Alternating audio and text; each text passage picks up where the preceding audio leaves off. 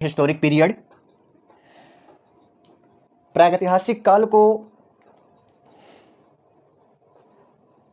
जुर्गेनसन Thompson ने इसको 3 भागों में बांटा है।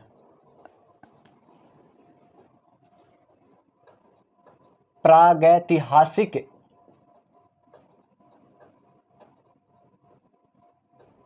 काल को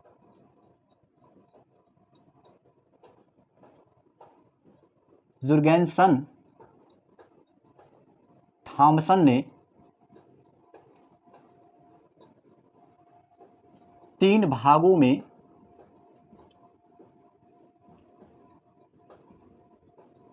बांटा है। कितने भागों में? 3 भागों में बांटा है। 3 भाग कौन कौन से हैं? आपका आ जाएगा पूरा पाषाण काल, पूरा पाषाण काल, ओल्ड स्टोन एज, और दूसरा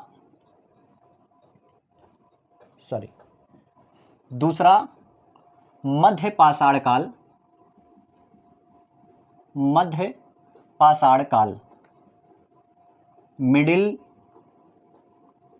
स्टोन एज।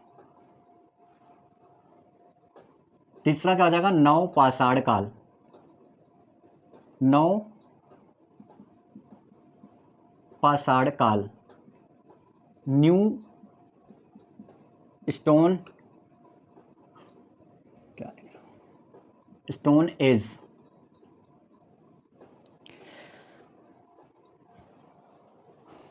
मेरे भाई, प्रागैतिहासिक काल को पाषाण काल के नाम से भी जाना जाता है, और प्रागैतिहासिक काल को जुर्गेनसन थॉमसन ने 3 भागों में बांटे हैं। पूरा पाषाण काल, मध्य पाषाण काल और नव पाषाण काल। पाषाण काल को सबसे पहले अध्ययन रॉबर्ट ब्रूस फुट ने 1863 ईस्वी में किया था।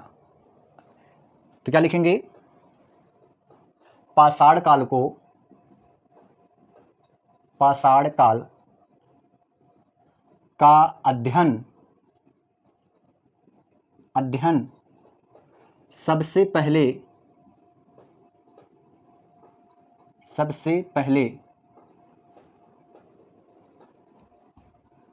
कौन किए थे? रॉबर्ट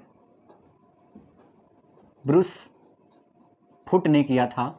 और कब किया था मेरे भाई? 1863 ईस्वी में, 1863 ईस्वी में। अब एक एक करके हम लोग पढ़ते हैं पूरा पाषाण काल के बारे में। तो पूरा पाषाण काल, ओल्ड स्टोन एज। अगर समय की बात करें तो जैसा मैंने पिछला वीडियो में बताया था, अज्ञात से लेकर 10,000 BC तक माना गया है। 10,000 BC तक, अज्ञात से लेकर के 10,000 BC तक माना गया है मेरे भाई। इसमें पॉइंट लिखेंगे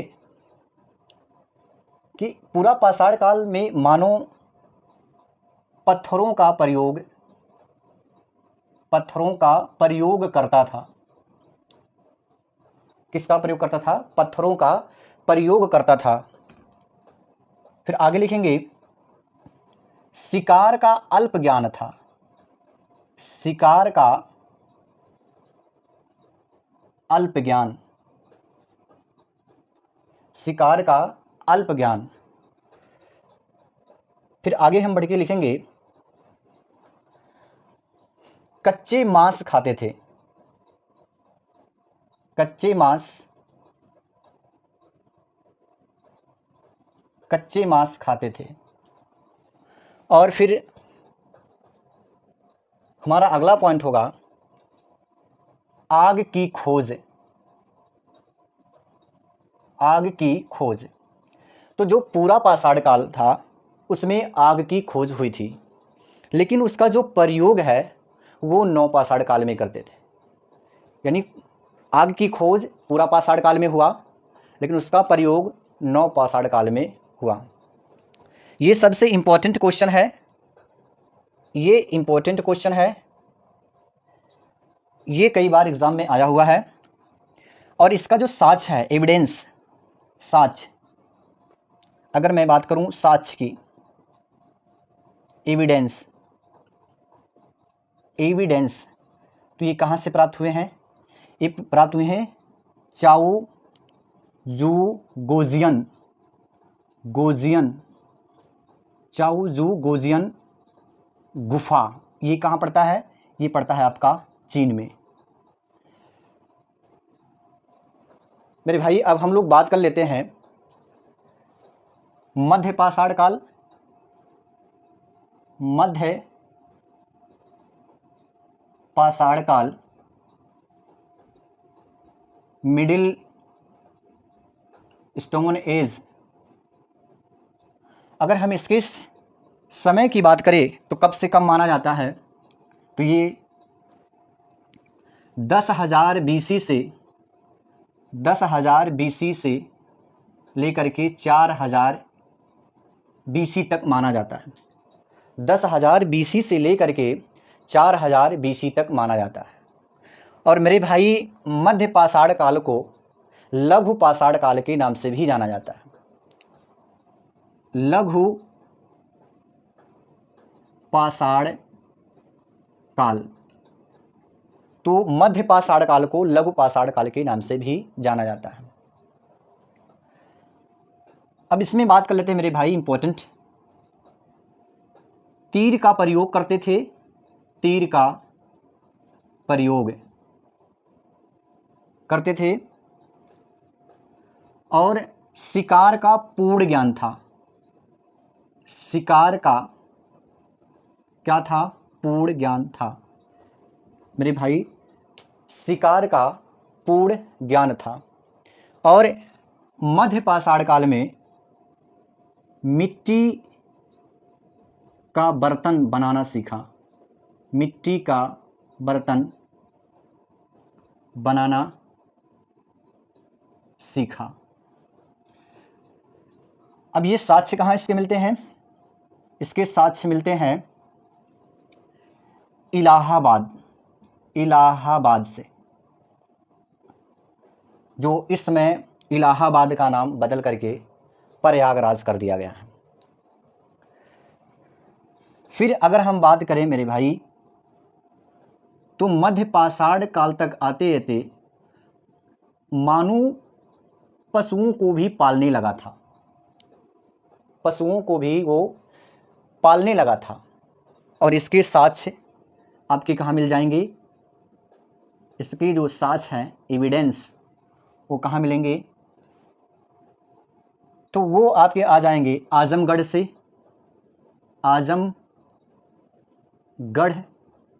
जो ये कहाँ पड़ता है? मध्य प्रदेश में पड़ता है मेरे भाई। फिर इसी में अगर हम बात कर लेते हैं पालतू पशु, पालतू पशु की अगर साक्ष्य की बात करें, साक्ष्य की बात करें तो कहाँ मिलता है मेरे भाई? बाजौर, बाजौर, ये कहाँ पड़ता है? राजस्थान में, राजस्थान में। तो मध्य पाषाण काल को क्या कहा जाता है? लघु पाषाण काल कहा जाता है मेरे भाई। और अगर इसके समय की बात करें तो 10,000 BC से लेकर के 4,000 BC तक माना जाता है। मध्य पाषाण काल के जो मानव थे वो तीर का प्रयोग, शिकार के लिए तीर का प्रयोग करते थे। इन्हें शिकार का पूर्ण ज्ञान था और मिट्टी का बर्तन बनाना सीखा। ये इसके साक्ष्य कहाँ मिलते हैं? इलाहाबाद से। फिर पशुपालन, यानी मध्य पाषाण काल में लोग पशुपालना भी प्रारंभ कर दिए थे, और इसका साक्ष्य कहाँ मिलता है? आजमगढ़, जो मध्य प्रदेश में पड़ता है। और पालतू पशु का जो साक्ष्य है वो कहाँ मिलता है? बाजार, जो कहाँ पड़ता है? आपका राजस्थान में। और आप लोग जानते हैं कि मानव का जो सबसे पहले जो पालतू पशु था वो कौन था? कुत्ता था। अब बात कर लेते हैं मेरे भाई नव पाषाण काल, नव पाषाण काल, यानी न्यू स्टोन एज।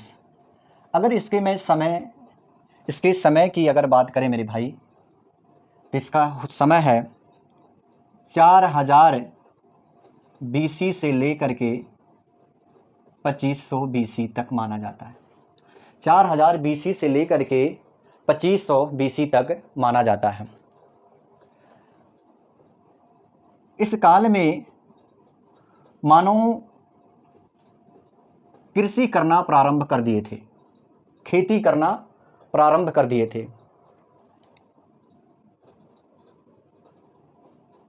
पहिए का आविष्कार,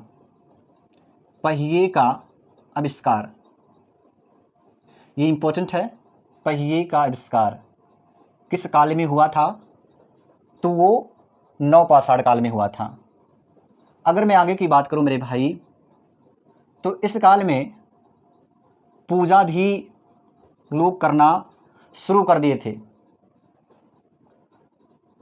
अगर मैं और आगे की बात करूं मेरे भाई, तो नवपाषाण काल में तांबे की खोज हुई थी, तांबे की खोज हुई थी।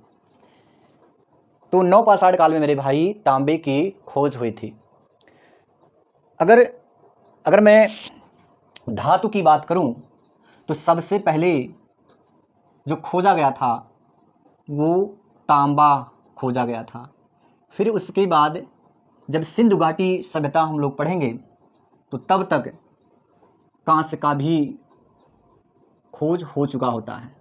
यानी सिंधु घाटी सभ्यता में कांस्य का भी खोज हो जाता है। और जब हम वैदिक सभ्यता पढ़ेंगे, तो फिर लोहे का भी खोज हो जाता है। तो सबसे पहले तांबा का खोज हुआ, फिर उसके बाद कांस्य का खोज हुआ, फिर उसके बाद लोहे का खोज हुआ। तो तांबे की खोज कब हुआ? नवपाषाण काल में। तो इसे हम नवपाषाण काल को ताम्रपाषाण काल भी कह सकते हैं, ताम्रपाषाण काल भी कहते हैं। आगे मैं बात करूं मेरे भाई, तो नवपाषाण काल में मानो शिल्प का प्रयोग करना शुरू कर दिए थे, शिल्प का प्रयोग करना शुरू कर दिए थे। तो एक बार मैं फिर से रिवीजन कर देता हूं मेरे भाई, ताकि आपको अच्छे से समझ में आ जाए। प्रागैतिहासिक काल को प्री हिस्टोरिक पीरियड कहा जाता है मेरे भाई, और प्रागैतिहासिक काल को जुर्गेनसन थॉमसन ने 3 भागों में बांटा, पूरा पाषाण काल, मध्य पाषाण काल और नवपाषाण काल। पाषाण काल का अध्ययन सबसे पहले रॉबर्ट ब्रूस फ्रूट ने 1863 ईस्वी में किया था। अगर हम पूरा पाषाण काल की बात करें, तो पूरा पाषाण काल के समय की बात करें तो अज्ञात से लेकर के 10,000 BC तक माना जाता है।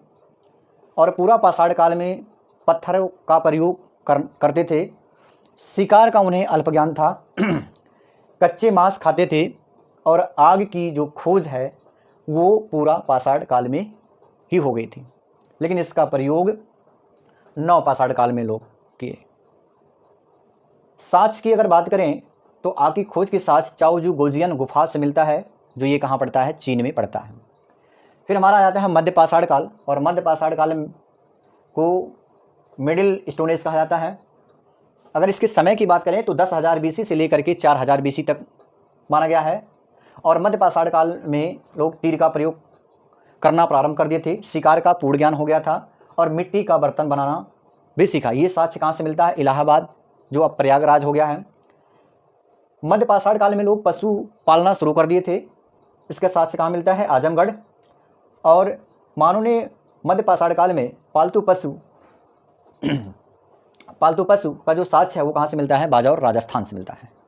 फिर वहीं बात कर लेते हैं नवपाषाण काल के। तो नवपाषाण काल, न्यू स्टोन एज, इसके समय की अगर बात करें तो 4000 BC से लेकर के 2500 BC तक माना जाता है। और नवपाषाण काल में मानव खेती करना भी प्रारंभ कर दिए थे, पहिए का भी आविष्कार हो गया था, नवपाषाण के लोग पूजा भी करना शुरू कर दिए थे, और नवपाषाण काल में तांबे की खोज हुई थी। ये इंपॉर्टेंट है, तांबे की खोज हुई थी, ये इंपॉर्टेंट है। और इस वजह से नवपाषाण काल को ताम्रपाषाण काल भी कहा जाता है। और इसमें शिल्प का भी प्रयोग करना शुरू कर दिए थे।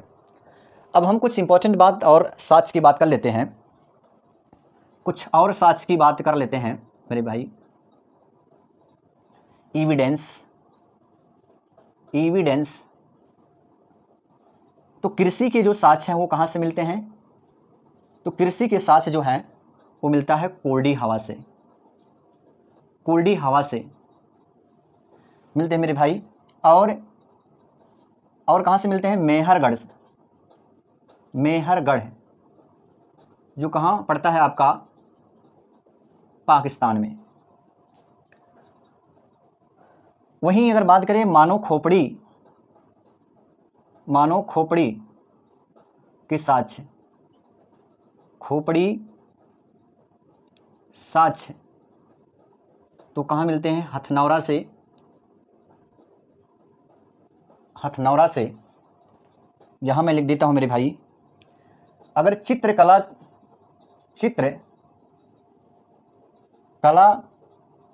का साक्ष्य कहाँ मिलता है मेरे भाई?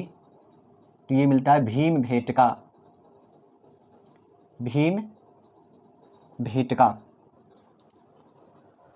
भीमभेटका। और मेरे भाई औजार के साक्ष्य